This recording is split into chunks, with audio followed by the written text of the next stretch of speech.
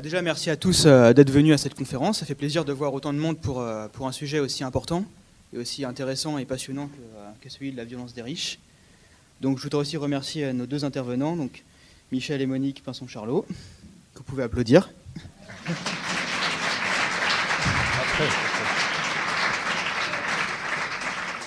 Voilà, donc là, vous avez le droit de faire un peu de bruit, mais maintenant, c'est fini. Bon, je pense que vraiment c'est un plaisir de vous accueillir parce que l'actualité, elle suit vraiment notre planning de formation, donc c'est merveilleux, d'une certaine manière.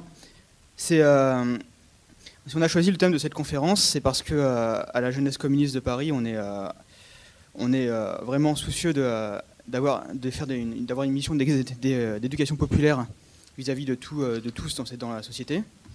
Et donc notamment sur une des premières choses qui nous concerne à la Jeunesse communiste, la lutte des classes. Je voudrais, pour introduire le sujet, parler des événements qui ont eu lieu dans le 16e arrondissement. Donc je pense qu'on ne va pas s'éterniser dessus, mais c'est à mon sens une bonne introduction. La manière dont la bourgeoisie du 16e arrondissement s'est mobilisée avec force et vigueur pour empêcher l'implantation d'un centre d'hébergement de sans-abri. Je pense que vous en avez entendu parler, c'était très récent, ça a eu lieu à l'université Paris-Dauphine. Et ça a vraiment dégénéré.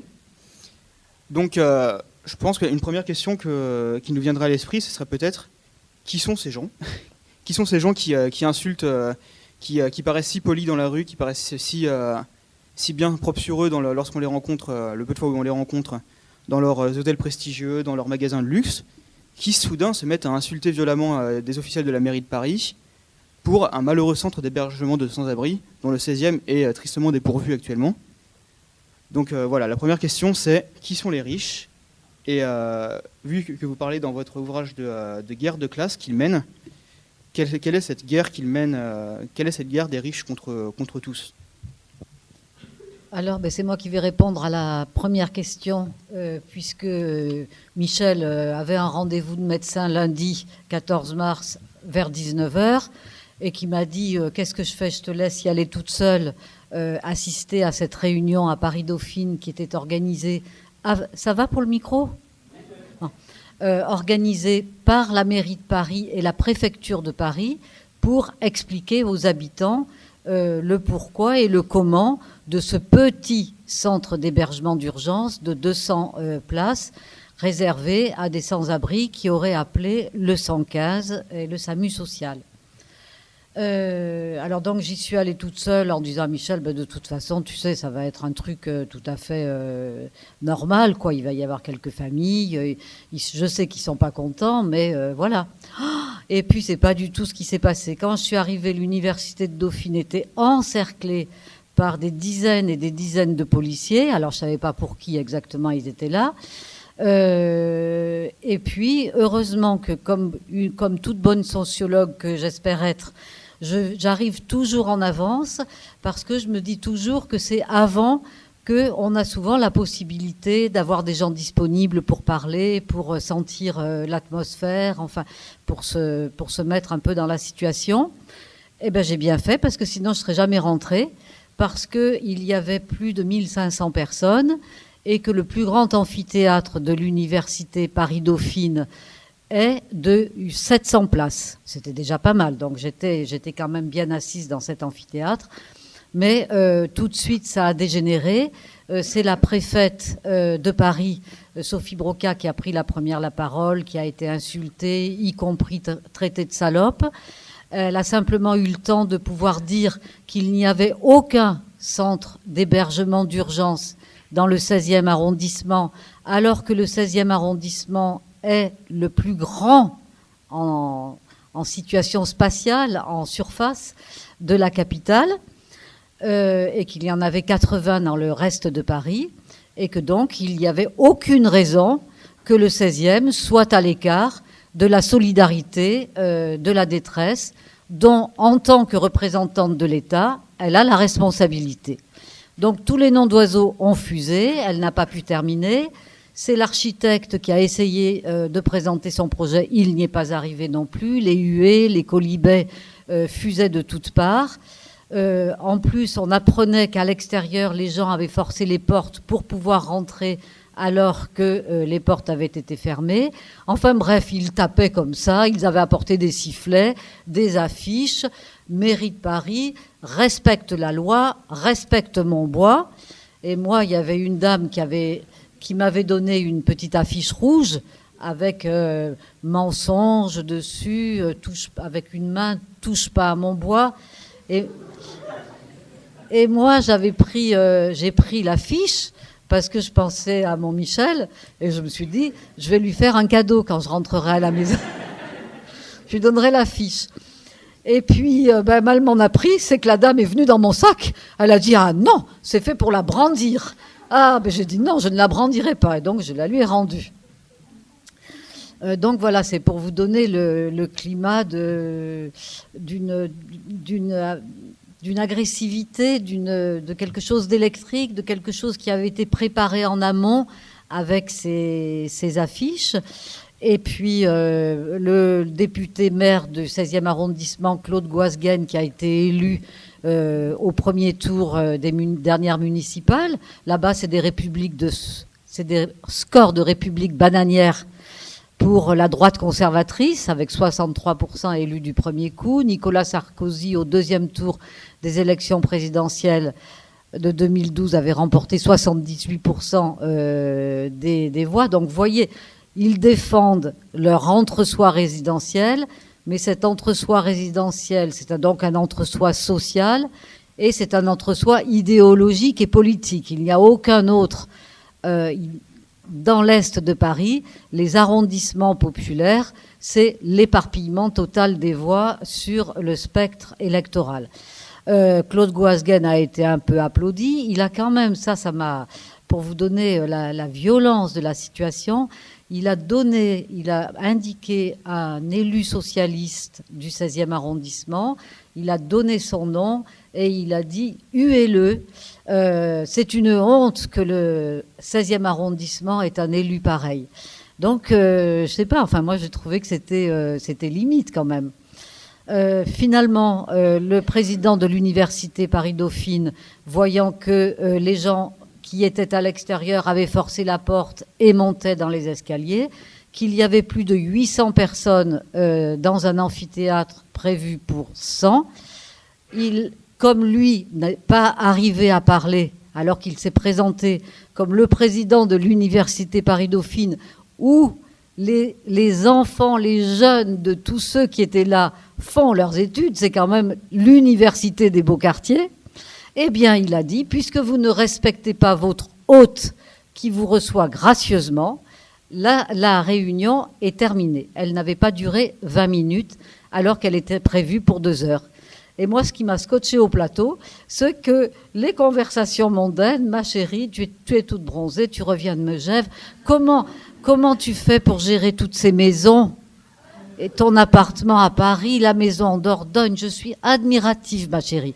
Et les conversations, tout en descendant les escaliers, ont repris leur cours mondain, pour certains, tandis que pour d'autres, ils se sont retrouvés au pied de la tribune où il y avait des forêts de caméras, des forêts de micros, et là, toutes les chaînes de télévision, les micros de radio ont pu enregistrer toutes sortes d'arguments de rejet, de haine de classe, de rejet absolu de l'autre dissemblable, et parce que nous avons de l'argent, disent-ils, nous exigeons la paix sociale, nous exigeons notre entre-soi, nous exigeons que le bois reste notre propriété, parce qu'il faut savoir que dans le bois de Boulogne, il y a 25 hectares qui sont leur propriété, des cercles privés, le cercle du bois de Boulogne, le Racing Club Lagardère, le Polo de Paris et l'Étrier, où vous pouvez avoir tout l'argent que vous voulez. Si vous n'êtes pas coopté par les gens de cette classe, vous n'y aurez jamais accès. Et donc ils disent, nous nous battons pour que le bois de Boulogne reste public, mais ils ne parlent jamais des cercles qui sont totalement privés et qui privent le public parisien de 25 hectares. Alors je ne sais plus où j'allais, mais il faut que je conclue, en disant que vraiment, quand Warren Buffett, le milliardaire américain, a dit sur CNN en 2005 qu'on était passé de la lutte de classe, donc c'est-à-dire un système capitaliste de type paternaliste, où patrons et ouvriers pouvaient dialoguer, à la guerre de classe.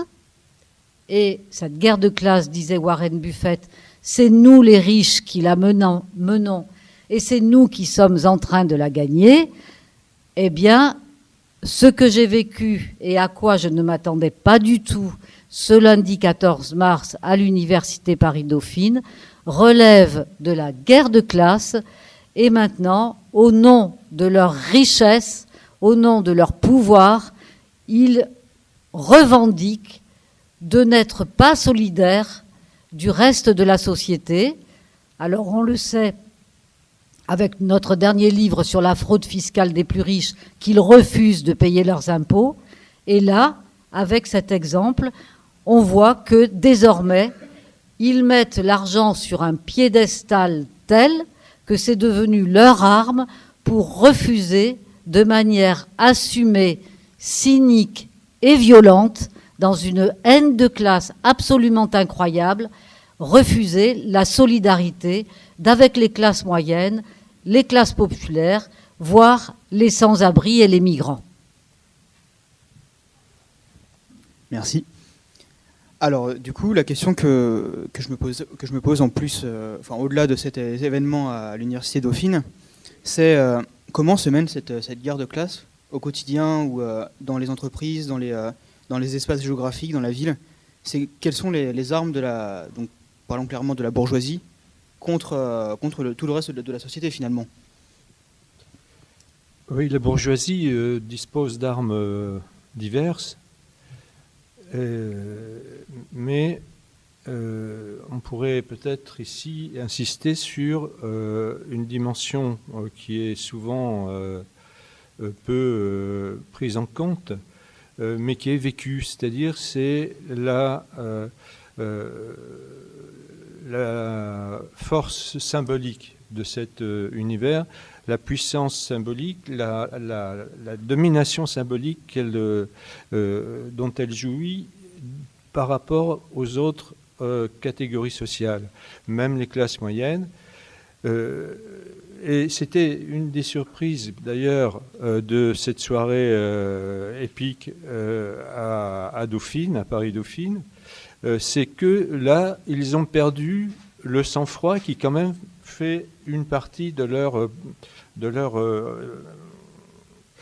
spécificité. C'est-à-dire que la haute société bourgeoise est très policée, a des manières de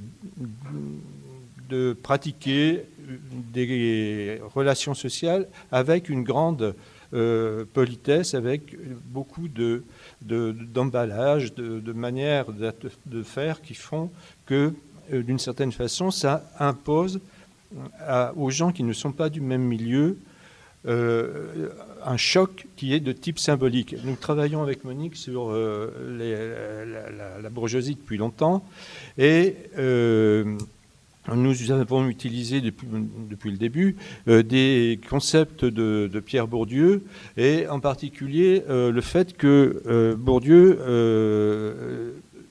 développait l'idée qu'il y a plusieurs formes de capital dans la société, dans les rapports sociaux, qu'il n'y a pas que l'argent, que la maîtrise des moyens de production, que le capital, au sens monétaire, au sens des actions, etc., mais qu'il y a aussi d'autres formes de capitaux qui sont extrêmement importants et qui sont le capital social, c'est-à-dire le système de relations entre les individus, un système très, très puissant, très fort, et que nous avons pu contrôler tout ça en détail. Lorsqu'on est dans cet univers social, on connaît des gens qui ont aussi du pouvoir. Tout le monde a du pouvoir. Et le pouvoir de chacun est démultiplié par le pouvoir de tous les autres au sein de la cellule familiale étendue ou par les relations que l'on entretient et qui sont un souci permanent. Nous étions tout à fait sidérés, Monique et moi, de leur goût pour les soirées, les sorties, dans les spectacles, mais aussi au restaurant, mais aussi les invitations chez soi. Et tous les soirs, ils sont pris. Tous les soirs, on trouvait que c'était un peu fatigant. On était très, très impressionnés par leur résistance physique, quand même. Ils se donnaient énormément. Et en fait, ces cérémonies dans le milieu, au sein du milieu, qui sont dans des lieux publics ou dans des lieux privés, c'est quelque chose qui consolide de façon permanente cet univers social. C'est un univers social qui est très soudé. Quelquefois, il y a des rivalités économiques dans les entreprises, pour des raisons monétaires différentes, avec des origines différentes. Il peut y avoir des conflits un peu, mais il y a, par exemple, on a eu des connaissances d'interventions de personnages très respectés, très connus dans le milieu, auprès de deux familles qui étaient en conflit et qui risquaient, par ce conflit, de faire des étincelles. Ça ne se fait pas trop. Il y a comme ça une intervention d'un médiateur qui essaye d'arranger des choses. Bon, donc il y a cette richesse sociale, le capital social. C'est pas le capital social au sens économique, c'est au sens des systèmes de relations par la famille, c'est très important la famille, mais aussi par le système de relations que l'on cultive, par exemple à partir l'on entretient à partir des études faites dans des écoles pour cet univers social-là, c'est-à-dire par exemple comme le Rosé, l'école du Rosé en Suisse et l'école en Normandie l'école des Roches. L'école des Roches en Normandie, des établissements qui accueillent des jeunes de bonnes familles, de jeunes familles fortunées, et qui sont un lieu où se tissent les relations entre les jeunes qui continuent. Il y a les annuaires de ces établissements qui recensent les anciens membres il y a toujours moyen de utiliser des relations comme ça à l'étranger aussi, parce que ces écoles accueillent des jeunes qui sont de toute nationalité. Des Américains, des Anglais, des Allemands, mais aussi des gens d'Asie et d'Afrique. Donc des jeunes d'Asie ou d'Afrique, personnes de très grandes familles. Et il y a ce capital social et il y a le capital symbolique. Alors, le capital symbolique, c'est ce qui fait. Il y a aussi le capital culturel. C'est un univers. Quelques mots sur le capital culturel. C'est un univers social où la culture a beaucoup d'importance, où on va dans les vernissages d'expositions, on va aux premières de l'opéra, on a une activité culturelle qui est assez importante, et cette culture est aussi une arme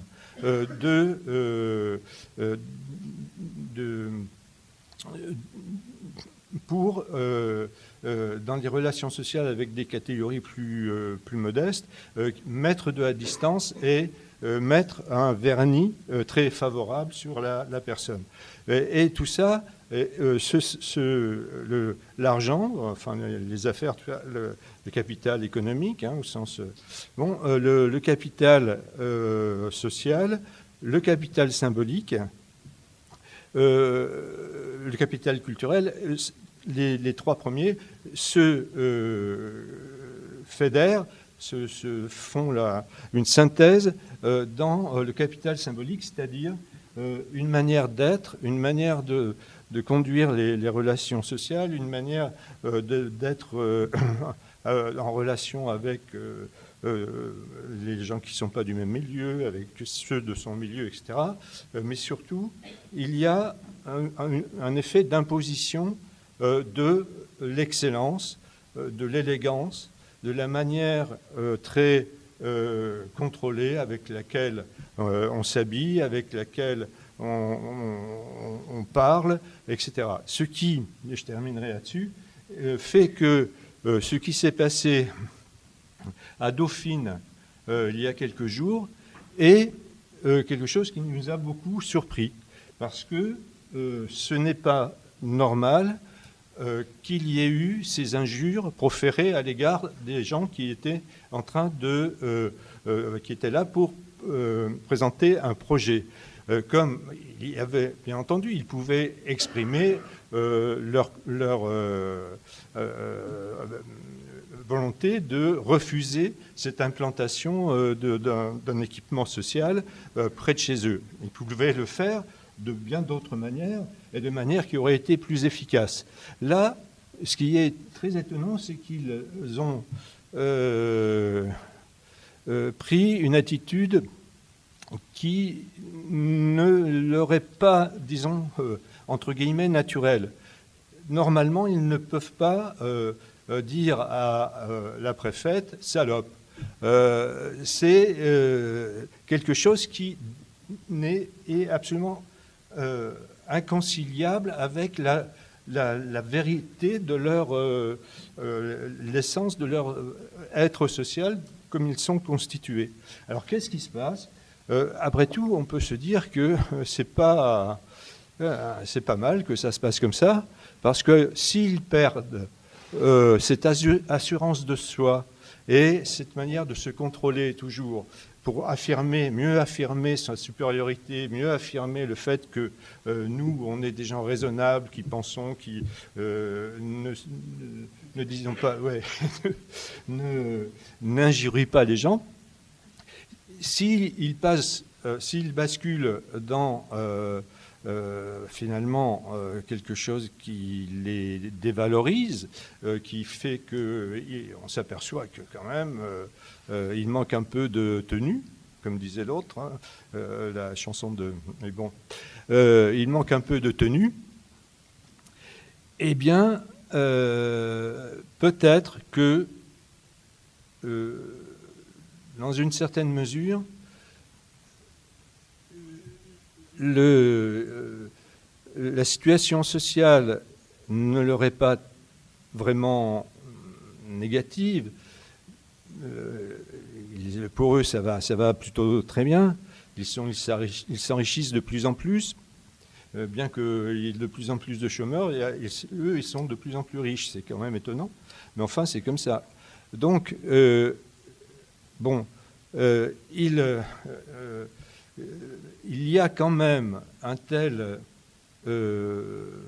flottement dans la population, parmi les classes moyennes et les classes populaires, qu'ils sentent plus que jamais la nécessité de se tenir à l'écart, de vivre à l'écart des pauvres, de vivre à l'écart de ceux qui subissent au fond ce qu'ils organisent quotidiennement, c'est-à-dire l'enrichissement sans cause et sans limite de leurs comptes divers et variés.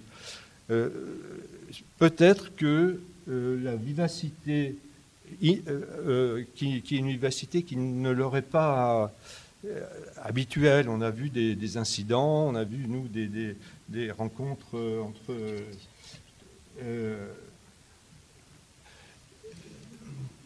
on a vu des rencontres avec d'autres personnes où il y avait des anicroches, tout ça. Ils se tenaient toujours très bien et très poliment. Et là, ils sont peut-être conscients, ou d'une manière plus ou moins consciente, de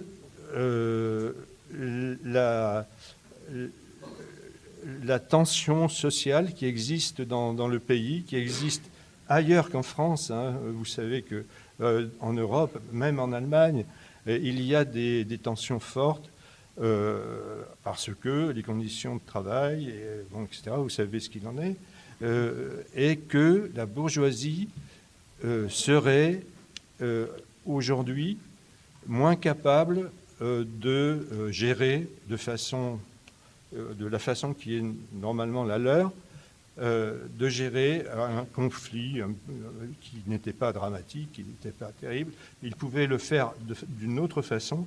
S'ils l'ont fait comme ça, eh bien, c'est qu'ils sont moins sûrs d'eux.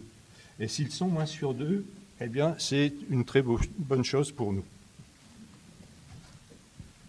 Merci. Alors pour rebondir sur le sujet donc de l'entre-soi et de ce qui donne l'impression d'être un peu une défense acharnée des privilèges, même jusqu'à la perte de leur vernis respectable et condescendant bourgeois dont on a l'habitude, comment ils arrivent à imposer ces privilèges? Parce qu'on a l'impression quand même que formellement, la richesse n'est pas un critère d'inégalité dans la société. Comment ils arrivent, politiquement et économiquement, à en arriver à imposer leurs privilèges à l'ensemble de la société, jusqu'à défendre un entre-soi qui rappelle de plus en plus celui d'une certaine aristocratie de la fin d'Ancien Régime? Je pense, avant de vous laisser parler, à votre reportage où vous menez une enquête dans ce que vous appelez les ghettos du Gotha. Et c'est vraiment, je trouve, frappant de voir comment ils vivent dans un milieu qui est à part de la société, dans une certaine oisiveté, alors qu'en fait, dans leur visage médiatique, ils sont les créateurs de richesses, ils sont les travailleurs de ce monde, et les ouvriers ont bien de la chance d'être employés par ces braves gens, en quelque sorte. Oui, alors cet entre-soi résidentiel, il permet à ces gens-là, à ces familles qui s'accaparent toutes les richesses et tous les pouvoirs, de vivre à l'écart des autres. Et c'est très important que les sociologues, que vous tous, ici réunis, que les gens des classes moyennes et des classes populaires ne sachent pas qui sont ces gens-là, comment ils vivent, comment ils forment la seule classe sociale qui existe aujourd'hui en France, c'est-à-dire une classe sociale qui a des conditions objectives de vie à part, qui les regroupe, et une classe sociale qui a conscience d'être une classe sociale. Et ce qui s'est passé lundi, c'était un bon indicateur de la mobilisation de cette classe pour défendre un entre-soi qui ne doit pas connaître de failles. Il ne faut pas que vous sachiez ce qui se passe dans les beaux quartiers. Parce que sinon, on s'apercevrait de l'arbitraire de leur domination. Parce qu'après tout, ces richesses qu'ils possèdent sont des richesses héritées. Ce sont des titres de propriété. Ça n'est pas du travail. Ça n'est pas, contrairement à ce qu'a dit de manière humoristique mon voisin de droite, enfin, Geoffrey, que c'était, maintenant ils se présentent comme des créateurs de richesses, alors que ce sont des prédateurs de richesses. Vous voyez, ils sont arrivés à inverser, grâce à tous les entre-soi qui sont comme des poupées russes, l'entre-soi résidentiel, l'entre-soi dans les conseils d'administration, l'entre-soi dans les cercles, maintenant l'entre-soi à l'Assemblée nationale. Autrefois, quand le Parti communiste était un parti puissant, vous aviez 25% des députés qui étaient communistes et qui étaient d'origine ouvrière. Tandis qu'aujourd'hui, c'est pas 1, avec les employés. Ouvriers et employés aujourd'hui forment 52% de la population active et ils ne sont pas 2% dans les assemblées parlementaires, Assemblée nationale ou Sénat. Donc, les lois qui sont décidées pour transformer les intérêts particuliers des puissants en intérêt général. Ça se fait de manière toute cool, entre camarades de classe, sur les bancs de l'Assemblée nationale. Donc, alors, pourquoi nous ont-ils reçus ? C'est ça qui est extraordinaire, parce que si vous voulez, à l'époque, quand on a commencé à travailler, Michel et moi, en 1986, il y avait 1000 sociologues en France, 500 au CNRS, 500 à l'université. Et il n'y avait personne, pratiquement personne, 1, 2 ou 3, qui travaillaient sur les dominants, de façon sur les évêques ou sur les grands éditeurs, de façon non transversale. Un secteur de l'activité économique, les patrons de l'industrie, qui faisaient l'objet d'enquêtes sociologiques. Donc, avec Michel, qui avons été éduqués pendant plus de... Qu'est-ce que j'ai retrouvé nos cartes du Parti communiste français, je t'ai dit 10 ans. Donc, on a été éduqués par les écoles de cellules, de sections, jusqu'à l'école fédérale, par le Parti communiste. Et ça nous a bien éduqués, d'une certaine manière. Et d'une autre manière, on est resté sur notre faim. Parce que je vais vous dire, moi, je me souviens très bien du jour où, personnellement, je me suis dit, un jour, quand j'aurai fait mes preuves comme chercheur au CNRS, c'est-à-dire qu'on ne pourra plus me licencier, que mon statut sera acté jusqu'à la retraite, je travaillerai sur la grande bourgeoisie. Parce qu'au Parti communiste, on nous parlait toujours du capitalisme monopoliste d'État, de la classe ouvrière comme contre le grand capital. Et moi, je me disais toujours, mais non, je ne sais pas comment dire, mais à mon avis, c'est pas comme ça qu'on doit parler. Parce que le grand capital, c'est abstrait. Et on n'a pas de prise là-dessus. Et je me disais, non, ce sont des gens en chair et en os qui tiennent le squelette de la domination, qui créent, c'est des constructions sociales qui font qu'il y a des riches et qu'il y a des pauvres, qu'il y a des chômeurs et qu'il y a des rentiers. Et du coup, avec Michel, petit à petit, on est rentré au CNRS en 1970.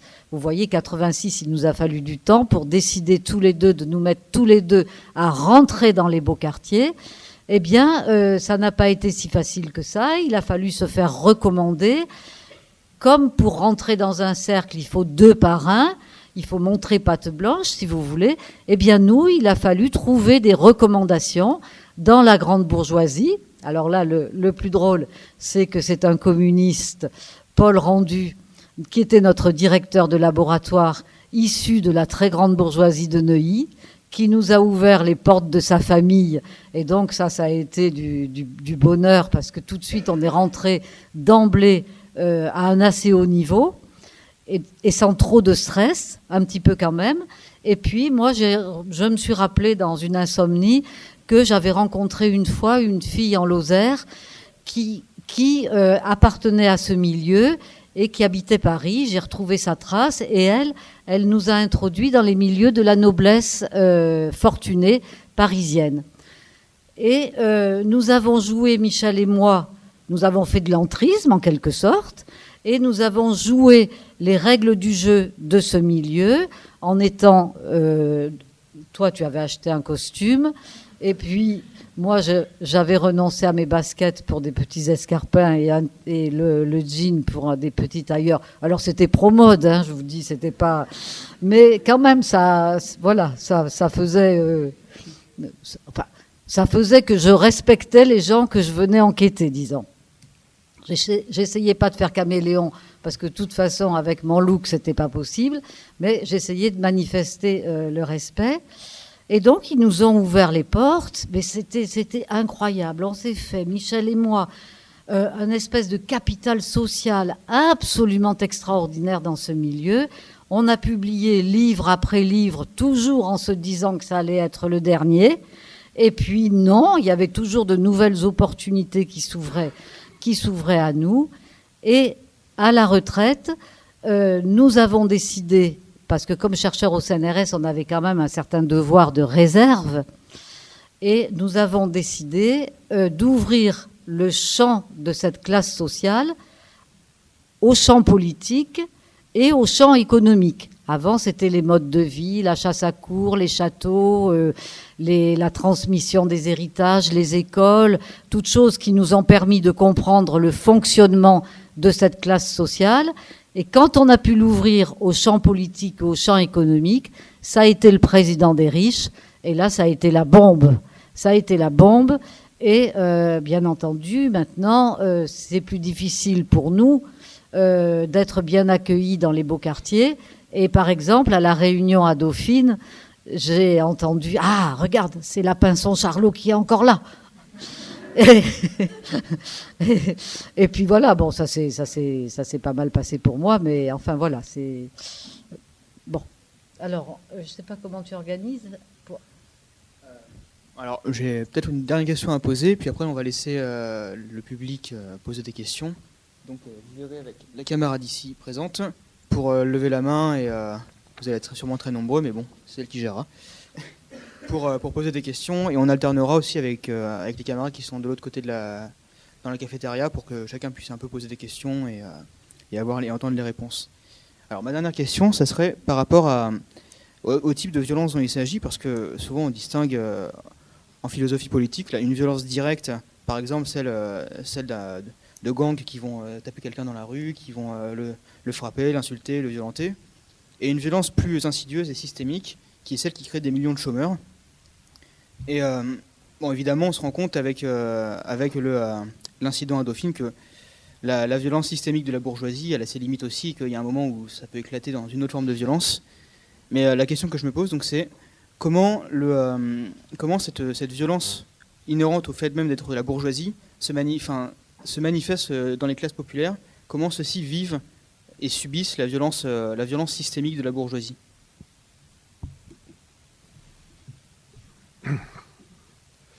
La violence de la bourgeoisie, on a travaillé, dans notre dernier travail publié, c'est sur la fraude fiscale.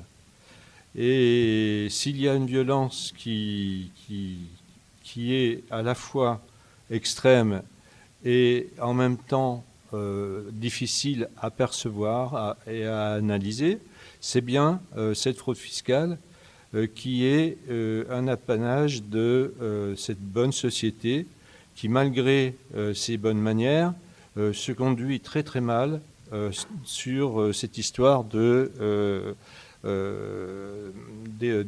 impôts et des fraudes qui font qu'ils en payent beaucoup moins qu'ils ne devraient. C'est vrai directement,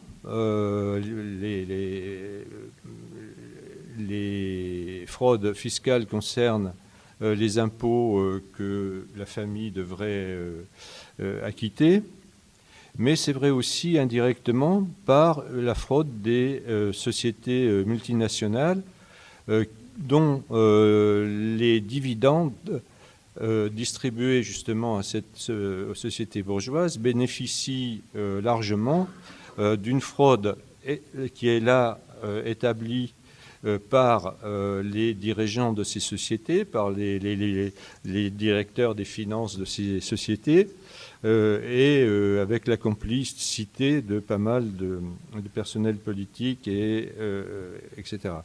Autrement dit, donc, la violence, là, elle est une violence qui est assez difficile de ressentir comme telle, et qui pourtant, c'est une violence très, très, terrible d'une certaine façon, parce que la fraude fiscale se compte en milliards d'euros, en dizaines de milliards d'euros. La fraude fiscale des ménages qui ont des comptes en Suisse, dans les îles du Pacifique, etc., cette fraude fiscale serait de l'ordre de 80 milliards d'euros par an.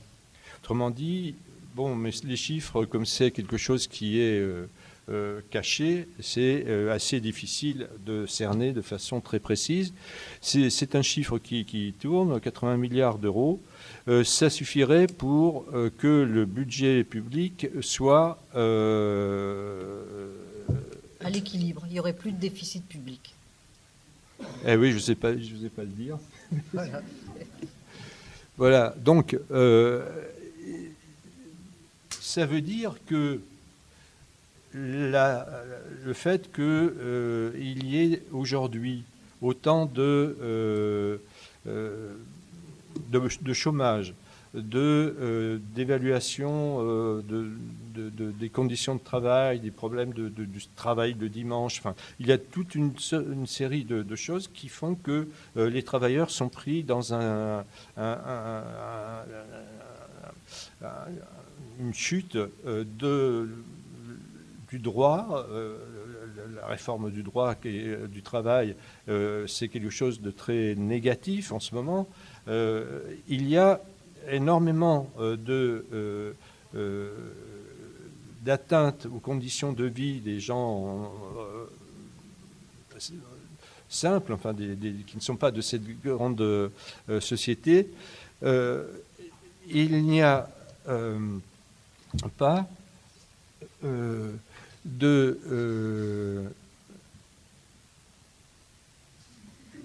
Non, c'est pas pour ça, c'est des questions. Mais vas-y, continue, concentre-toi. Ouais. Donc, ces aspects négatifs pour les travailleurs aujourd'hui, pour une très large part, renvoient à la fiscalité qui n'est pas appliquée comme elle devrait l'être, parce qu'il y a une fraude fiscale qui est énorme, qui est organisée au niveau international de façon étonnante. Vous avez par exemple des sociétés d'audit et de conseil financier il y en a quatre très importantes. C'est le nom, je m'en souviens plus très bien, mais vas-y, on s'en fout, me dit Monique. Je suppose qu'elle dit ça parce qu'elle sait bien qu'elle n'aura pas accès à eux, et qu'elle ne fera pas appel à leurs services. Non, c'est parce qu'ici, on ne va pas faire un discours d'expert. Ouais. On est sur le fond de la lutte de classe, de la guerre des classes. Et ce que tu es en train de montrer, qui est très intéressant, c'est que le fait qu'ils refusent de payer leurs impôts, c'est une arme pour obtenir le consentement des peuples. Et pour cela, ils ont, par exemple, dans ces sociétés, il y en a une, elles sont toutes de très grande taille. Elles sont dans le monde entier. Vraiment dans le monde entier. Et il y a quelque chose comme 140 000 salariés pour l'une d'elles, et les autres c'est à peu près la même taille. Et le chiffre d'affaires est en milliards de dollars. Ce sont des sociétés qui sont des sociétés de truandage, c'est du vol organisé, et en même temps, ils ont des bureaux. Par exemple à Bruxelles ou au Luxembourg, ils ont des bureaux magnifiques, des grands bâtiments. Il y a beaucoup. Voilà. Il ne faut pas que tu tapes sur la table parce que lui, il n'est pas content. Non. Bon. Pour l'instant, ça va. Bon. Donc voilà. Quel était le sujet là? La violence pour les classes populaires. Et cette violence, ce qui est, je crois, ce que je voulais dire, difficilement, j'écris mieux.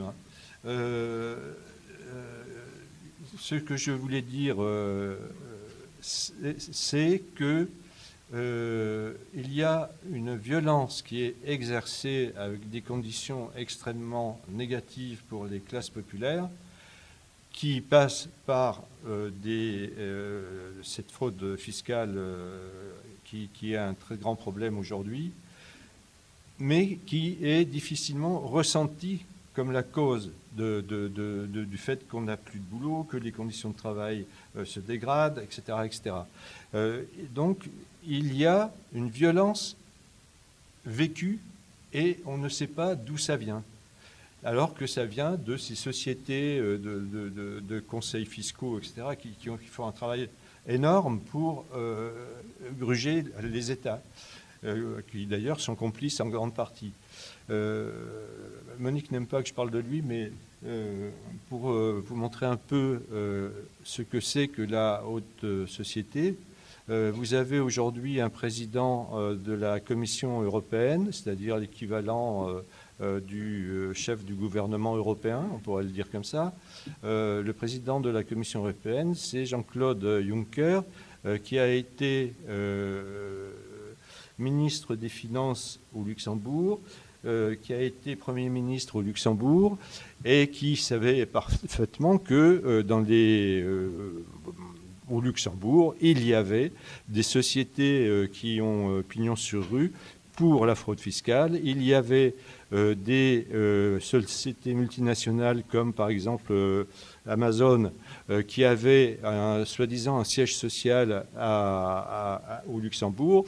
Et en même temps, tout cela n'était qu'une manière de frauder par rapport aux règles fiscales qui avaient lieu ailleurs.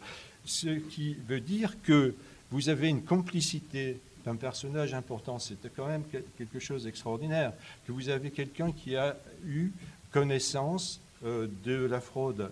Qui en a même été un acteur. Et un acteur de la fraude fiscale, puisqu'il était ministre de l'économie quand même. Il devait savoir ce qui se passait. Le Luxembourg, c'est pas immense. Amazon, et tout le monde au Luxembourg connaît le siège social d'Amazon, qui n'est pas là il est là simplement pour qu'on puisse déclarer des bénéfices au Luxembourg. Ils ne seront pas imposés comme ailleurs. Bon. Donc voilà ce qui se passe. Et il y a une collusion. Et là, Monique sera peut-être d'accord, parce qu'elle l'a déjà dit. Il y a... On va voir. Mais vas-y, parce qu'il ne faut pas qu'elle réponde si longuement. Ah oui, oui. Ah ben moi, les autres ne pourront pas poser des questions. Ah oui, ben oui. Mais parce que quand il commence, après, il ne s'arrête plus. Alors, vas-y. Hein donc... mais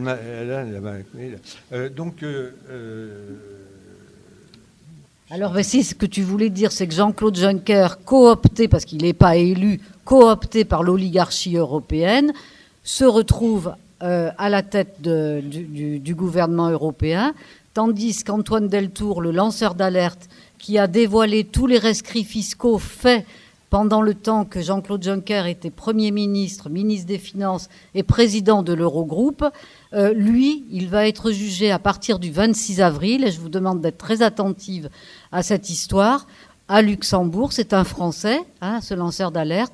Il risque 5 ans d'emprisonnement et près de 2 millions d'euros d'amende. Donc vous voyez, dépénalisation complète pour les puissants et pénalisation à outrance pour les plus petits. Merci. Merci. Alors donc, du coup, on va laisser la parole au public. Je vous demanderai de formuler des questions assez courtes et précises pour laisser le plus de temps de parole possible à nos intervenants. Et nous nous engageons à faire des réponses courtes. Voilà. Non, toi aussi. Levez la main.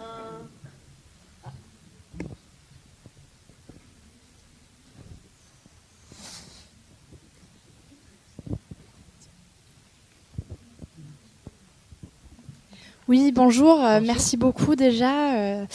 Effectivement, c'est très très intéressant. J'aurais une petite question un peu différente et actuelle. Effectivement, concernant la crise de migration en Europe et le lien, effectivement, par rapport au système de violence dans lequel on vit. Bien sûr, d'un côté, en tant que société, on a peur d'autres choses. On a la tendance de vouloir protéger ce qu'on a construit aussi en tant que travailleurs. Et du coup, c'est ça, effectivement, je voulais savoir ce que vous en pensez. Merci.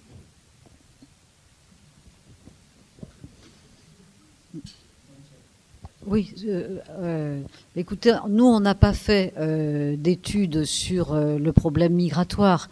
La seule chose que l'on peut dire, c'est que je vous ai montré que, en tout cas, les plus riches, dès qu'on leur parle de migrants, ils sortent leur haine de classe. hein, et que par ailleurs, dans tous les autres arrondissements où il y a 80 centres d'hébergement pour sans-abri, dont des migrants, tout s'est passé normalement. On n'en a même pas entendu parler parce que c'est géré par une association Aurore qui fait très bien les choses. Ce qui est intéressant, la seule chose que l'on peut dire, c'est que l'Allemagne a fait un appel via Angela Merkel, un appel aux migrants parce que l'Allemagne a besoin d'une main-d'œuvre qualifiée, ce qui était le cas de la main-d'œuvre syrienne qui fuyait la guerre, et puis que les Allemands ont réagi. Enfin, il y a eu des mouvements, des montées du côté de l'extrême droite qui ont compliqué tout ça. Mais si vous voulez, nous, la seule chose qu'on a à dire, Michel et moi, c'est de dire qui a foutu le bordel au Moyen-Orient, qui est allé en Irak, qui est allé en Libye. Voilà. Qui c'est qui crée le chaos? Qui c'est qui spécule sur le réchauffement climatique? Qui c'est qui spécule sur les denrées de base de l'alimentation? Qui c'est qui marchandise les entreprises? La marchandisation des entreprises explique qu'elles fonctionnent que sur un seul principe, renflouer toujours plus les dividendes des actionnaires. Donc il y a des délocalisations sans cesse et toujours plus loin, là où le SMIC est au tarif local, celui de la misère sociale. Nous sommes face à une situation extrêmement grave, nous sommes face à une descente aux enfers, parce que la planète est en état de finitude. C'est la première fois depuis qu'elle existe, à cause de ces gens-là, à cause de ces gens qui sont en train d'aggraver le réchauffement climatique avec, et je m'arrête là, avec par exemple, ça s'est passé il y a 3 jours, l'autorisation qu'a donnée le Parlement et la Commission européenne à l'industrie automobile de polluer à 110% de plus que les normes auxquelles l'Europe s'était engagée pour la COP 21. Elle n'est pas belle, notre démocratie? Alors, je vais lire une question qui a été posée par les camarades de la salle d'à côté. Alors, quelle a été l'influence du mouvement bourgeois de la Manif pour tous sur le déliement des langues et la récente perte de sang-froid à Dauphine?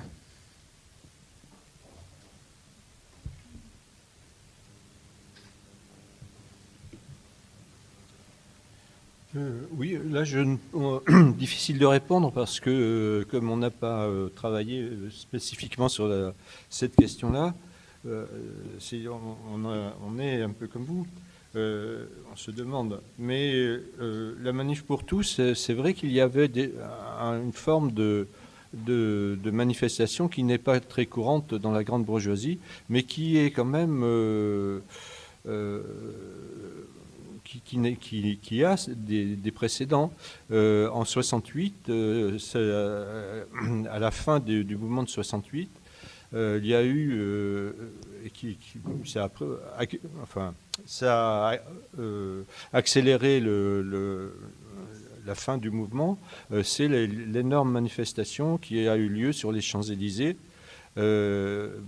contre le mouvement ouvrier et des étudiants de 68. Donc, quand il le faut, ils peuvent se manifester. Et avec la Manif pour tous, ce qui était en cause, c'est quelque chose qui leur est très sensible, parce que la famille, c'est très important. Pour la transmission, pour la continuité de la famille. C'est un milieu où on connaît très bien l'arbre généalogique de la famille. L'arrière-arrière-arrière-grand-père, on sait comment il s'appelait, son prénom, etc. C'est-à-dire qu'il y a un culte de la famille qui est aussi une manière d'inculquer aux enfants le caractère ineffable, extraordinaire de cette famille qui a été au gouvernement en 1810, etc., etc., etc. C'est-à-dire que la famille est aussi un creuset pour former ceux qui veulent, qui seront des élites, entre guillemets, mais des élites, ceux qui ont le pouvoir et qui ont une partie importante de l'argent.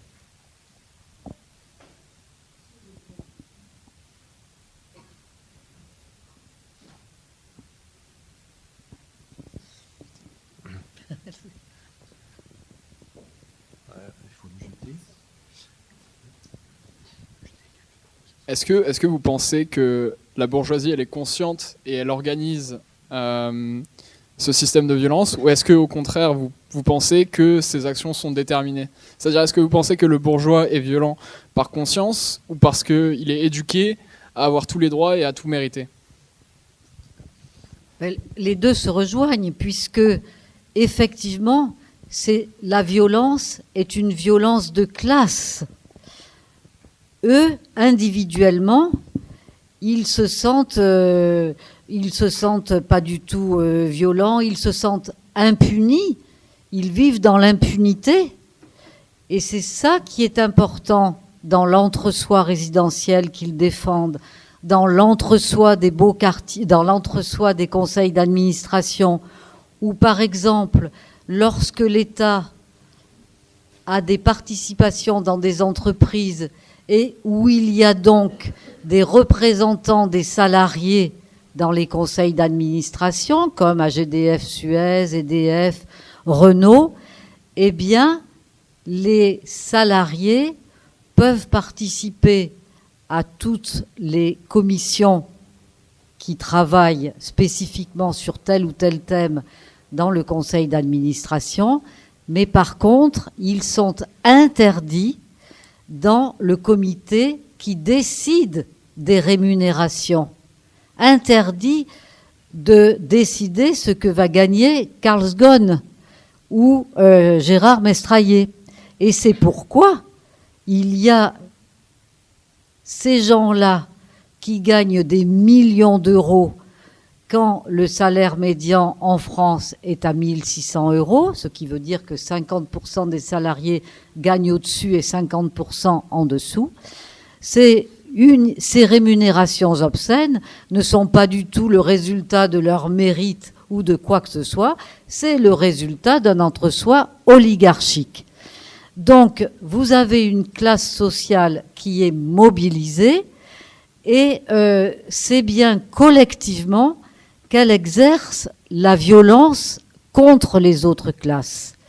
Et le rôle des sociologues, qui devraient être beaucoup plus nombreux que ce que nous sommes, est précisément de dévoiler l'arbitraire des privilèges et des bonnes fortunes des gens des beaux quartiers. Et c'est pourquoi le film de François Ruffin, que certains d'entre vous ont peut-être vu, Merci Patron, et que si vous ne l'avez pas vu, nous vous invitons vivement à aller le voir, parce que justement, il dévoile les conditions arbitraires dans lesquelles Bernard Arnault a construit sa fortune pour devenir la première fortune de France et la première fortune d'Europe, sur le vol du travail d'autrui, sur aussi un mensonge. J'achète Boussac-Saint-Frère 44 millions de francs, alors que Boussac-Saint-Frère était coté à la bourse 4 milliards de francs. Ce cadeau lui a été fait par Laurent Fabius, Premier ministre, en 1984, avec l'engagement qu'il ne licencierait pas. Et tout de suite, il a licencié des dizaines de milliers de salariés pour garder Dior. Et là, un petit couple d'ouvriers du Nord-Pas-de-Calais lui réclame 40 000 € pour ne pas être mis à la porte de leur maison parce qu'ils ont été licenciés de chez Kenzo qui a délocalisé en Pologne. Eh bien, Bernard Arnault a envoyé un émissaire pour leur donner les 40 000 € et donner à Monsieur Clour, le mari ouvrier, un travail, un CDI à Carrefour, dont le principal actionnaire est précisément Bernard Arnault. Donc c'est une violence qui ne se voit pas, mais qui est une violence épouvantable. Et le devoir des sociologues, des intellectuels et de vous tous, parce que ce qui doit ressortir de la soirée de ce soir, c'est que vous vous sentiez aussi responsable de la situation. Il ne s'agit pas que nous vous mettions dans un espèce de manichéisme victimaire. Les riches sont des salauds, des prédateurs, des délinquants, et nous, des gentilles brebis. Non, si la situation est telle qu'elle est, c'est que vous-même, communistes, vous portez une responsabilité, comme nous, sociologues, d'une situation qui n'est pas acceptable. Nous n'avons pas à respecter la violence des riches.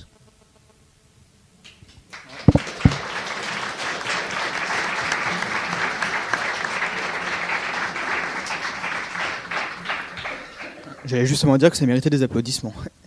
Alors j'ai posé une autre question de nos camarades d'à côté. Faut-il et comment lutter contre cette domination? Quelles armes face à cet état de fait? Faut-il penser à la radicalité, entre parenthèses, entendre la violence?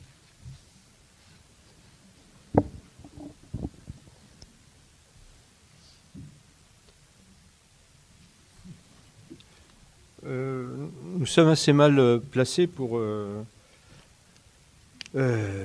parce que ayant une pratique politique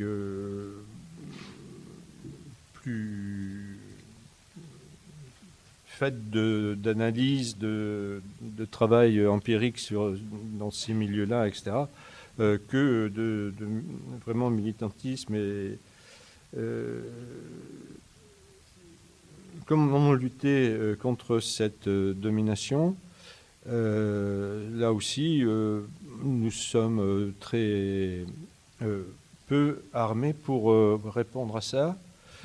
Simplement, nous, ce que nous essayons de faire et qui a été développé jusqu'à ce soir, c'est le dévoilement d'un milieu social, d'une classe sociale qui a tous les pouvoirs et qui s'en sert pour augmenter sa richesse, pour maintenir des inégalités qui sont, par exemple, les inégalités de chance pour les jeunes, de chance où, en principe, notre école est une école qui doit sélectionner au mérite les étudiants. Eh bien, c'est pour une large partie faussé parce que le milieu grand bourgeois est beaucoup plus favorable à l'éducation qu'un milieu populaire où on fait, j'ai connu ça, donc je sais qu'on fait ça, on fait le travail comme on peut, sur un coin de table. On n'a pas de chambre personnelle, il n'y a pas d'espace, il y a la télé qui marche dans le dos et il faut quand même faire l'exercice de maths pour le lendemain, etc. On peut développer des tas d'exemples là-dessus. Il y a une manière, je crois, importante de lutter qui est celle de désacraliser un milieu qui aujourd'hui est intouchable, mais pas au sens hindou de la chose, mais un milieu qui est intouchable, qui est préservé de tous les côtés, qui a tous les pouvoirs et qui est bien barricadé sur ses positions. Alors je rajouterais juste une chose, c'est que la violence, il faut toujours savoir qu'elle est de leur côté. Ça, c'est très important. Une chemise arrachée, ce n'est rien. Pas violence d'un jour, violence de tous les jours de l'autre côté. Alors, il n'y a pas du tout d'équilibre. Par ailleurs, nous, on a la force du nombre. Mais par contre, nous, on est divisés. Donc, la première chose, on n'a pas besoin de faire des actions violentes. Je le redis, la violence, elle est de leur côté, pas du nôtre. Par contre, leur solidarité doit nous faire réfléchir sur nos divisions. Et c'est uniquement par la solidarité du plus grand nombre qu'on arrivera à renverser un monde inacceptable et surtout à sauver l'humanité et sauver la planète.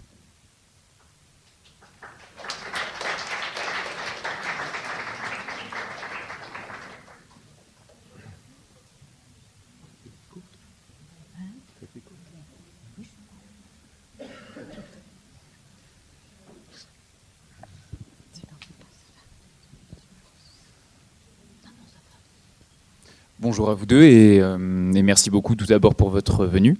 Ma question est finalement, donc, quand vous parlez de lutte des classes, vous parlez donc d'un combat. Et moi, ma question finalement se porte sur le futur. Est-il possible, selon vous, de substituer à ce combat une coopération des classes? Et à travers, peut-être est-ce un leurre, et ça vous me répondrez, mais ma question, voilà. Et est-ce que ce combat des classes, vous le considérez comme structurel ou est-ce qu'il peut migrer? Merci. C'est-à-dire que ce genre de questions, si vous voulez, vous êtes bien gentil, mais nous, on n'est pas des prophètes. Il faut que vraiment que vous dans vos questions, que vous vous disiez que vous avez un couple âgé de sociologues qui vient là simplement pour vous transmettre un savoir de 30 ans dans les classes qui s'accaparent toutes les formes de richesse et de pouvoir. Et vous comprenez très bien que notre engagement de sociologue, qui n'a pas été facile, parce que si vous avez lu nos livres, notre journal d'enquête, eh ben, franchement, on est très heureux de ce qu'on a fait tous les deux. C'est notre petite solidarité à nous deux, même si quelquefois on se dispute devant vous. Mais voilà, nous on vous donne des éléments de réflexion, on vous donne des armes, on vous donne des conseils pour ne pas accepter l'inacceptable. Après, arrivera ce qui arrivera. On n'est pas des prophètes, on est des sociologues avec des enquêtes, des hypothèses. Et évidemment, on veut croire que le travail que nous avons fait et tout ce qui se passe dans toute la France, parce que là on parle de nous parce que vous nous avez invités, donc c'est tout. Mais on pourrait parler de tas de choses qui se passent en France. Tout ça doit converger vers des sociétés plus égalitaires, plus coopératives. Voilà, mais après, l'homme est quand même un animal dont il faut aussi se méfier. On ne se fait pas trop d'illusions, mais enfin, là où on va dans le mur. C'est une descente aux enfers, je l'ai dit et je le redis. Et donc, on ne peut plus rester tranquillou le matin à penser à ces petites réunions, à penser à quel jean on va mettre et tout ça. Non, il faut vraiment prendre conscience de la gravité de la situation. Parce que tout est fait pour vous endormir. Ils possèdent tous les grands médias, ça c'est leur arme. C'est une nouvelle arme, l'arme idéologique. Tous sont propriétaires des grands médias, enfin, sauf pour l'humanité. Mais bon, c'est pas l'humanité qui fait non plus des centaines et des centaines de lecteurs chaque jour. Voilà, je m'arrête. Oui, peut-être sur la coopération des classes, ça serait bien joli, mais franchement, moi je n'y crois pas beaucoup, parce que ils veulent conserver leurs privilèges, il y en a beaucoup, et il y a un exemple que c'est celui, c'est une classe sociale qui pratique une certaine charité. Et la charité, ça va très bien. La charité, ça vous situe comme quelqu'un de généreux. Quand on est millionnaire, voire milliardaire, on peut quand même faire un petit effort. mais ils le font, eux, de façon à ce que ça se voit. Et par exemple, vous avez une cérémonie à Deauville au moment du Grand Prix hippique, où il y a une grande soirée au casino de Deauville. Il y a un grand dîner, il y a un bal qui suit. Et pour les messieurs et les dames très bien mis, smoking, etc., arrivent au casino et montent les marches du casino un peu comme les marches du cinéma à Cannes. Merci. C'était pour voir si vous écoutiez. Voilà. C'est comme pour les marches du casino à Cannes, et vous avez le bon peuple, on était parmi lui, et qui regarde ces messieurs et ces dames. Les dames sont très jolies, un grand décolleté, des robes longues, mais pas trop de tissu quand même, parce qu'on est à Cannes, et non, on est à Deauville, mais c'est l'été. Donc, à la fois, et ils sont capables, et là ils payent très cher, et l'argent en supplément vient à une caisse d'aide aux jockeys qui ont eu des accidents pendant les courses de chevaux. Ça arrive, et quelquefois ce sont vraiment des fractures très embêtantes. Bon, et c'est bien qu'ils s'occupent d'eux, mais eux, justement, c'est leur personnel un peu, ces jockeys. Nous, on leur demande quoi? On leur demande de payer leurs impôts, c'est tout. Voilà, d'accord. Hein? Mais ce qui est... c'est une forme de coopération de classe, d'une certaine manière. Mais en même temps, là, on voit bien que derrière ça, ils travaillent leur prestige. Il y a le journal local qui prend des photos, bien sûr, et ils sont dans le journal local en photo, etc. Donc, il y a de la charité du côté grand bourgeois, mais cette charité est toujours bien ordonnée. Et une manière de légitimer ces privilèges. Voilà, ce qu'on peut faire, c'est une coopération de classe, mais qui est quand même très déséquilibrée.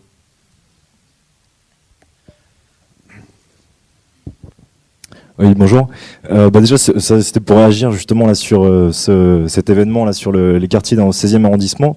Ça m'a fait penser. Je me suis dit qu'on pouvait entendre ça à la radio en disant tiens, il y a des gens qui sont communautaristes, qui refusent les valeurs communes. Tiens, je me dis la télé va encore nous parler de la jungle de Calais ou de quelque chose. Alors non, apparemment c'était pas ça. Alors sinon apparemment ils défendaient un bois, donc je me suis dit tiens, c'est des zadistes. Et puis mais bon, on s'aperçoit que justement que non, et c'est vrai que ça permet de faire réfléchir aussi à comment la bourgeoisie a réussi réellement à rendre de façon totalement naturelle sa domination, tant et si bien qu'on s'en rend pas compte du tout. On s'en rend pas compte du tout. Et là, c'est vrai que justement, ces pertes de sang-froid, elles sont assez intéressantes. Alors bon, aller coopérer avec les gens du 16e aujourd'hui, quand on voit aujourd'hui les réactions qu'ils ont, je pense que ça fait partie des doux rêves qu'on pourrait faire, mais qui sont éloignés de toute réalité. Moi, je voulais vraiment vous remercier parce que vous faites partie des rares intellectuels qui portaient un savoir qui est aussi au service de combats révolutionnaires, parce qu'on n'est pas seulement dans la question de savoirs universitaires qui sont éthérés en dehors de tout jugement de valeur, en dehors de tout... plus de lumière. Alors là, c'est grave. En dehors de, on va dire, avec une science qui... moi, je me souviens de vous, en vous ayant vu à Toulouse, avec des étudiants qui vous posaient la question « Ah, mais vous trouvez pas quand même que, vu que vous êtes engagé, c'est pas scientifique ce que vous dites ?» Il y a beaucoup ça qui revient. Et alors, là aussi, à quel point les gens, la domination est devenue naturelle, c'est que, moi je travaille en économie, allez voir aujourd'hui, la domination aujourd'hui et tous les jugements de valeur qui sont dans les théories économiques. Mais ça paraît normal pour tout le monde, parce que là, pour le coup, on s'attaque pas aux dominants. Et en tout cas, vraiment, je pense que c'est hyper important. Vous le dites, on parle de classe très organisée. Là, aujourd'hui, on a tout un tas de combats. Là, le retour à la question sociale, sur la question des gaudieurs, sur la question de la loi El Khomri. On a un retour de fond des conceptions marxistes. Là, les gaudieurs, c'est quoi? C'est des ouvriers qui se battent pour conserver leur emploi, qui se font mettre en prison. C'est pas seulement qu'ils se font virer, c'est qu'ils se font mettre en prison. La loi El Khomri, aujourd'hui, il y a un réveil de la jeunesse, et moi j'appelle là les jeunes qui sont dans cette salle, pas seulement, je pense que là, l'indignation, on ne doit pas se contenter aujourd'hui d'être dans une position d'indigné. Il faut s'organiser. Parce qu'aujourd'hui, en face de nous, on a une classe qui est très organisée. Et si on ne fait pas aujourd'hui cet acte d'engagement, on sait en tout cas le futur qu'on réserve. Donc je pense que là, la lutte, elle est indispensable. Et j'avais juste une dernière question pour finir. C'est vous parliez tout à l'heure de classe moyenne. Quelle analyse vous faites aujourd'hui des classes moyennes? Parce que on assiste aujourd'hui à un retour très fort des inégalités. Et au-delà de ça, je pense qu'on s'aperçoit aussi que toute cette thématique de la classe moyenne, c'était aussi un discours idéologique dans le domaine universitaire, parce qu'aujourd'hui, la classe universitaire, on voit bien que c'est pas la classe moyenne, par exemple, c'est pas du tout défini sociologiquement. C'est une espèce de goulbi-goulba, on a tout mis dedans, parce qu'on voulait parler de tout, sauf de classe sociale. Donc, quelle analyse vous faites aujourd'hui des classes moyennes? Je vous remercie. Bon, merci pour votre intervention. Alors, ce que j'ai bien retenu, c'est que vous avez bien compris que les rapports de domination sont des rapports qui sont construits, que ça n'est pas naturel, comme on vous le présente. Et j'ai bien compris que vous nous posiez la question de comment on définissait la classe moyenne. Alors nous, on ne la définit pas, parce qu'on définit la classe bourgeoise et puis la classe ouvrière. La classe moyenne, c'était un espèce d'entre-deux dont finalement on fait partie, nous, en tant que chercheurs au CNRS, on se classe dans la classe moyenne. Mais ce qu'il y a d'intéressant dans ce qui se passe dans la violence de classe aujourd'hui, c'est que la classe moyenne est destinée à une prolétarisation, à un système de déclassement systématique vers le bas. Et que ça, c'est important à comprendre, parce que le nombre de gens qui sont aujourd'hui concernés par des conditions de vie difficiles, voire inadmissibles, est très important. Et donc vous, militants, vous devez être les porte-parole de cette majorité qui est dans la souffrance et tenter de leur faire comprendre qu'il n'y a pas d'espoir. C'est-à-dire que si on ne se bat pas, ce sera, je le répète, la descente aux enfers. Et vous voyez bien, on a eu Nicolas Sarkozy, vous êtes jeune, donc je ne vais pas remonter à François Mitterrand, je parle de Nicolas Sarkozy. Bon, ça a été vraiment le président des riches, il les a servis sur un plateau d'or. Ensuite, ça a été François Hollande, qui a dit que son principal ennemi, c'était la finance. Vous avez vu le mensonge et la trahison qui a suivi. Tout le long du règne de François Hollande, ça a été traîtrise sur traîtrise par rapport à ses engagements d'homme de gauche qu'il n'est plus du tout. Les socialistes, c'est la nouvelle droite. Il n'y a pas de raison de continuer à les appeler des socialistes. Je ne sais plus ce que je voulais dire, je m'emballe. Oui, donc voilà. Alors, c'est pas le 31 mars. Qu'est-ce qui nous empêche de ne pas rentrer tout de suite chez nous et d'aller exiger, par exemple, à France 2, qu'ils fassent un compte-rendu honnête et long de la manifestation du 31 mars. Voilà, on peut aller exiger que David Pujadas accorde de l'importance aux manifestations du 31 mars. Enfin, je ne sais pas. Des tas de choses qui peuvent se passer. Il faut véritablement ne pas être visible dans nos luttes, être visible dans l'espace public et faire comprendre que ça suffit. Voilà.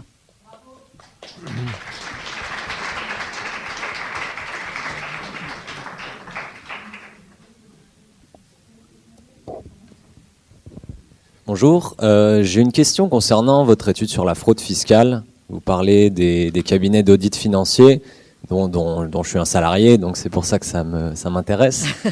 Voilà, je me posais la question justement de comment savoir, comment c'est possible qu'on soit arrivé à un niveau où les normes comptables, la normalisation comptable et donc fiscale, puisque la fiscalité dépend directement de la comptabilité des entreprises, comment on soit arrivé à un niveau auquel cette normalisation n'est plus du tout démocratique, puisque comme vous le disiez, les gens sont cooptés au niveau européen et sont cooptés au niveau de l'IASB ou du FASB qui établit ces normes internationales.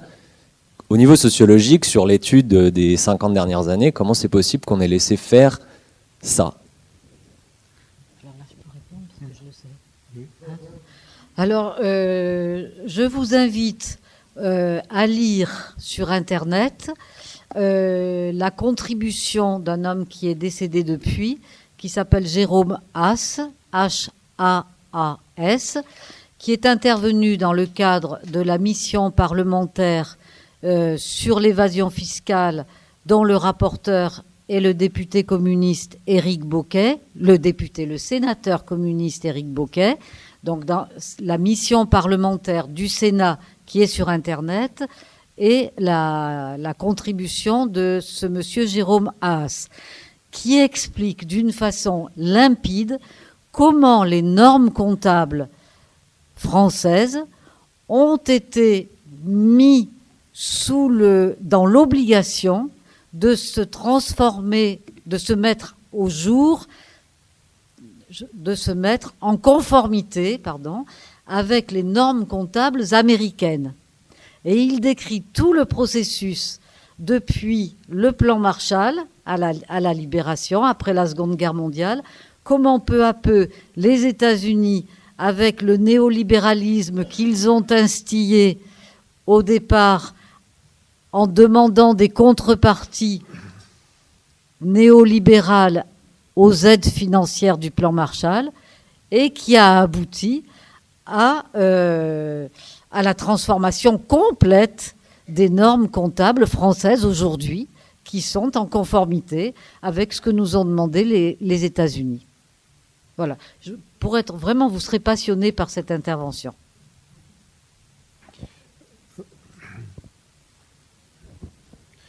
Bonjour. C'était juste par rapport au fait que le vernis craquait à ce moment-là, et je me demandais comment c'est arrivé, parce que c'est pas forcément un moment où la grande bourgeoisie perd beaucoup de batailles. Par exemple, la crise de 2008 a quand même été répercutée sur les États et non pas forcément sur les banquiers, donc une partie. Et aussi, je pense au traité transatlantique, qui était quand même, je pense, pour eux, une bataille assez géniale, dans la mesure où maintenant les multinationales peuvent mettre en procès les États si les États leur perdent de l'argent. Enfin, je ne sais pas comment expliquer clairement. Donc je me demandais pourquoi craquer maintenant, alors qu'on pourrait avoir l'impression qu'ils gagnent plus qu'ils ne perdent. Alors là, je vais répondre, je serai très brève. Alors pourquoi est-ce qu'ils ont craqué? Craquer, Michel l'a dit, c'est parce qu'ils sentent quand même qu'il y a des tensions dans notre pays, qu'il y a des tensions en Europe, et puis qu'il y a des tensions dans le monde. Il y a la guerre de partout. C'est le bordel, quoi, absolu. Donc, ils montrent des dents dès lors qu'on menace leur entre-soi, qu'on touche à quelque chose qui est important pour eux. Mais je ne pense pas qu'ils soient sur la défensive. C'est nous qui sommes sur la défensive. Ne nous trompons pas de combat. C'est nous qui ne sommes pas solidaires entre nous, et c'est nous qui acceptons une domination qui n'a ni queue ni tête. Comment pouvons-nous accepter que nos parents, les ouvriers, les employés, soient désormais traités de coûts et de charges, de lignes comptables, et non plus d'êtres humains qui contribuent à la richesse de notre pays? Oui, dans ce qui vient un peu d'être dit,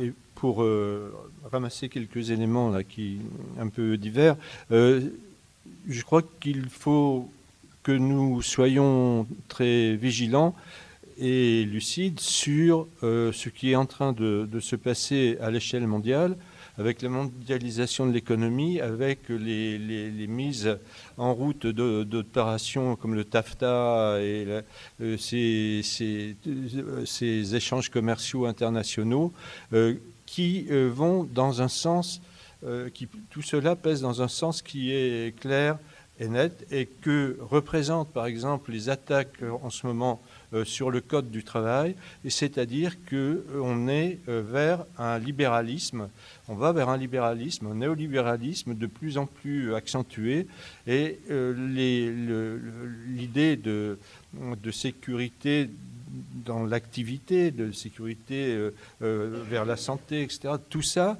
doit passer par des structures où on réalise du bénéfice, où il y a des dividendes, et plus l'État qui gère donc par exemple la sécurité sociale, etc. C'est ce qu'on retrouve aujourd'hui. Vous avez ces agences de sécurité complémentaires dans les problèmes de santé qui se multiplient. Vous avez des gens des appels de la publicité dans un mail, dans votre courrier informatique, et ça tout tourne maintenant à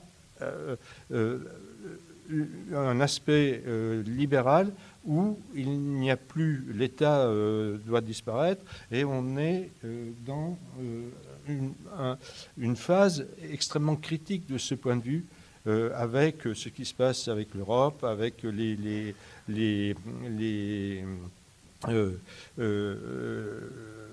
signatures de traités avec les États-Unis en particulier. Donc le danger s'élargit, et s'élargit parce qu'il prend vraiment un caractère international. Et pour ça, on vous recommande vivement de lire, mais vous l'avez peut-être déjà fait, mais vraiment, c'est un livre qui vous donne des lunettes pour comprendre le gendarme du monde, les États-Unis. C'est La stratégie du choc de Naomi Klein, que vous pouvez acheter pour 7 € chez Zagone en poche, en 2007. Vous avez 700 pages et je peux vous assurer que vous commencerez le livre le matin et que le soir, vous l'aurez fini, si vous l'aurez fini, mais en vous disant c'est pas possible tout ce que j'ai appris. Et après, ça aide à comprendre comment ils ont pu transformer la crise financière de 2008, qui était une crise de spéculation financière, donc avec une dette privée, la transformer en dette publique, et que là, la prochaine crise qui va arriver, qui peut être tout à l'heure, qui peut être demain, elle sera absolument terrible.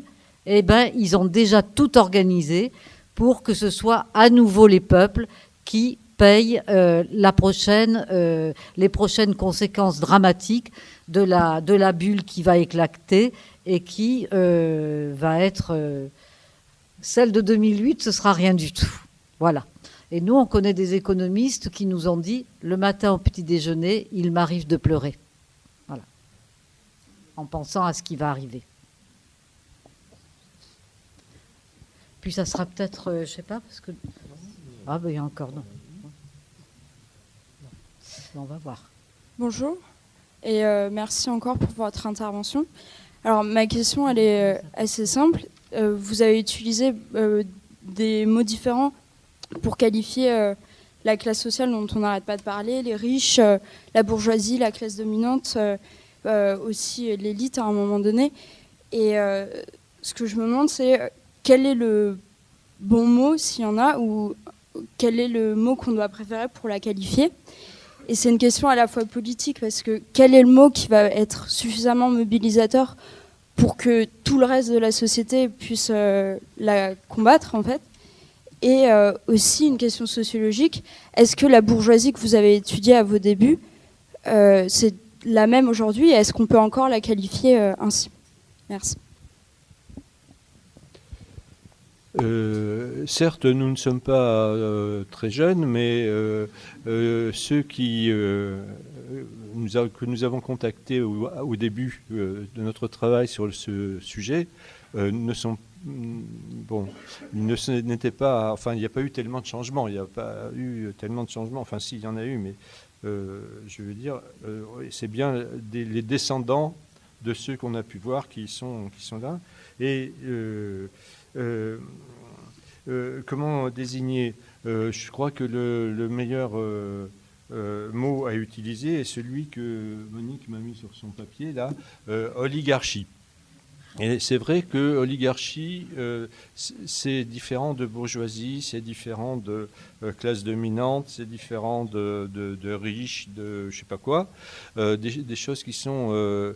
et oligarchie, ça vient bien, dans la construction même du mot, désigner la réalité de cette classe sociale qui est aux commandes. Elle est isolée. Y appartenir n'est pas simple. Lorsqu'on n'y appartient pas par la naissance, c'est pas du tout évident d'y appartenir. Donc il y a le mot oligarchie qui dit bien, qui désigne bien un pouvoir aux mains d'un groupe social qui a des activités très variées, dans tous les secteurs de l'activité économique, culturelle, etc. Il y en a, et qui sont le siège de l'essentiel de tous les pouvoirs.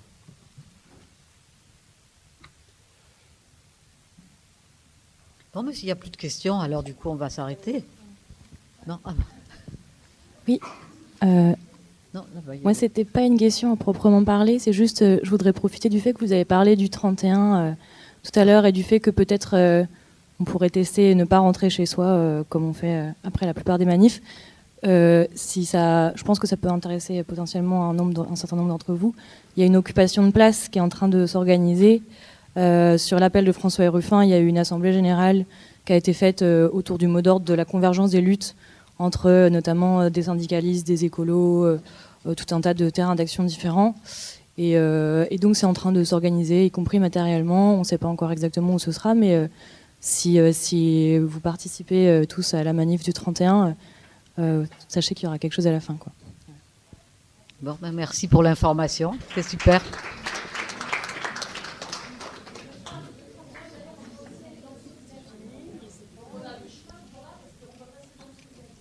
Oui, c'est vrai que souvent les manifestations évitent les beaux quartiers. On peut décider d'aller leur dire bonjour. Préfecture de police. Oui, on va dire deux questions. Ah non, c'est deux questions. Encore deux questions, donc toi et toi, voilà.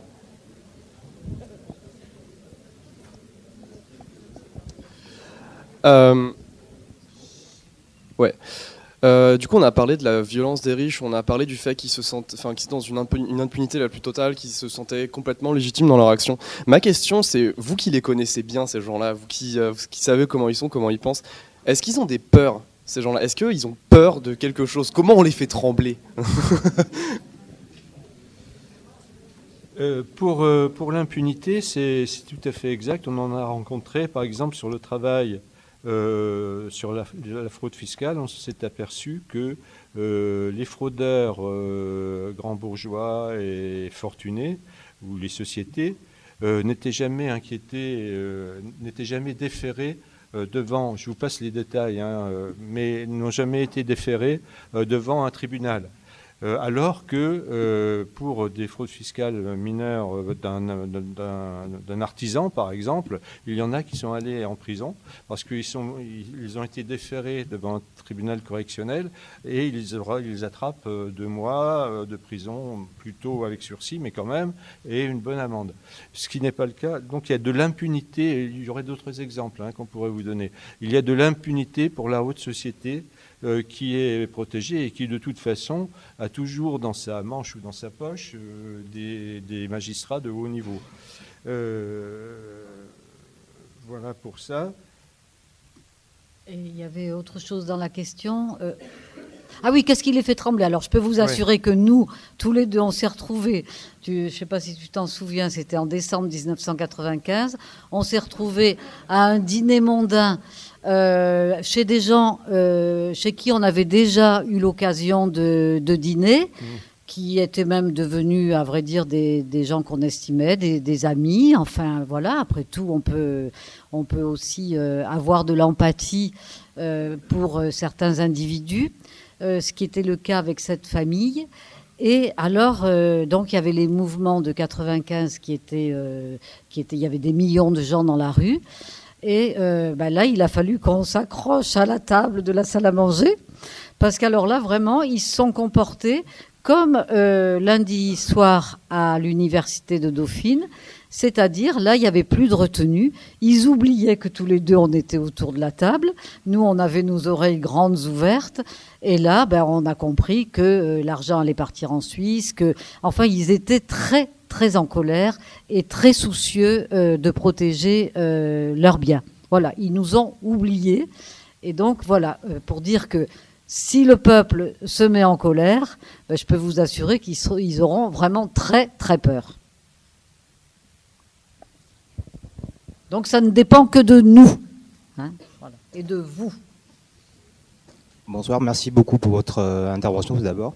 Moi j'aimerais savoir si dans vos recherches, notamment sur la violence symbolique, vous avez pu voir des cas, comment cette violence affectait les familles d'origine immigrée, celles qui sont là depuis un certain moment ou celles qui sont installées en France depuis récemment pour une longue durée notamment. Parce que mine de rien, depuis ces dernières années, moi j'ai remarqué qu'on leur dit tout le temps de s'intégrer, d'accepter les choses telles qu'elles sont. Est-ce qu'au final, ce n'est pas les populations les plus fragilisées qui sont dans cette lutte des classes, qui sont les plus aptes à accepter les choses telles qu'elles sont et au final ne pas se révolter contre les différentes formes de domination qu'ils subissent? Merci. Écoutez, nous, on n'a pas travaillé du tout sur les populations immigrées. La seule chose que l'on peut dire, c'est que par contre, sur les populations ouvrières d'origine française qui sont passées par le militantisme au Parti communiste et tout ça, eh bien, la violence symbolique bat son plein, alors que ce sont des gens qui pourraient, si on arrivait à créer de la solidarité, ce sont des gens qui pourraient rentrer dans des rapports, au lieu de voter Front National, voilà, je dis des choses comme ça, au lieu de voter Front National, ils voteraient Front de gauche, ils s'engageraient dans la lutte, ils auraient conscience de la gravité de la situation. Et les ouvriers français ont été...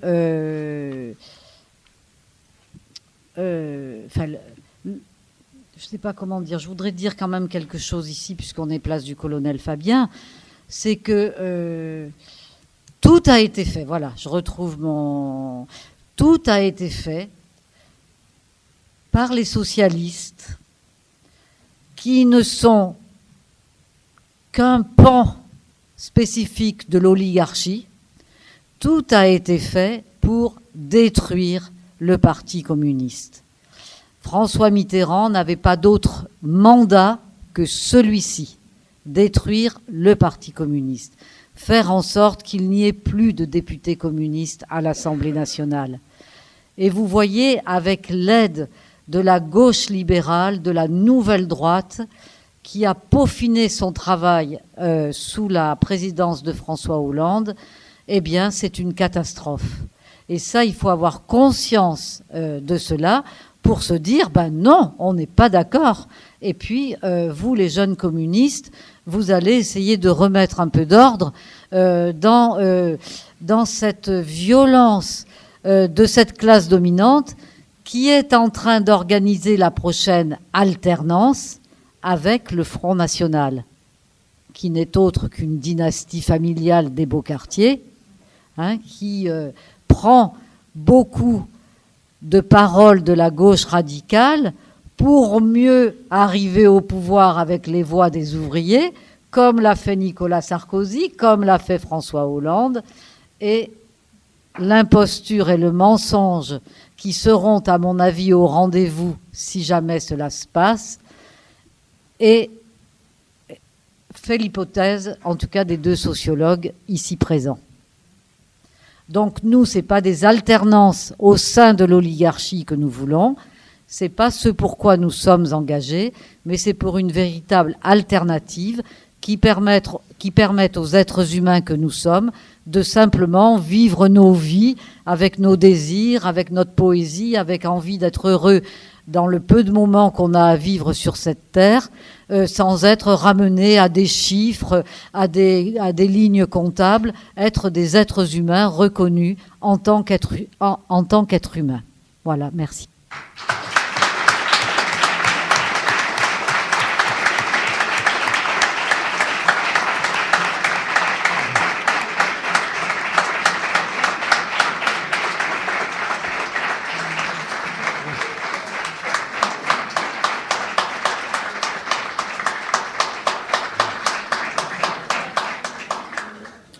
Merci. Alors merci déjà à tous les deux pour cette passionnante intervention qui a soulevé énormément de réponses à cette question à laquelle je pense qu'on attendait tous des réponses. Donc je pense qu'on n'a pas été déçus. Et merci à vous tous pour vos questions qui ont apporté beaucoup au débat et à la réflexion. Je finirai par dire que on est très heureux de voir que le Parti communiste est encore là pour organiser ce genre d'événement et contrairement aux intentions de François Mitterrand, on est encore là. Et on tient encore à l'être pendant très longtemps. Donc voilà, merci d'être venu et on espère vous voir encore très souvent aux prochaines initiatives de la JC Paris de formation et de conférences. Et je conclurai en disant qu'il y a un bar et une table politique qui vous attendent à la sortie de la salle. Et aussi, si vous souhaitez rester informé pour les conférences et les formations qu'on organise, il y a une feuille à votre disposition.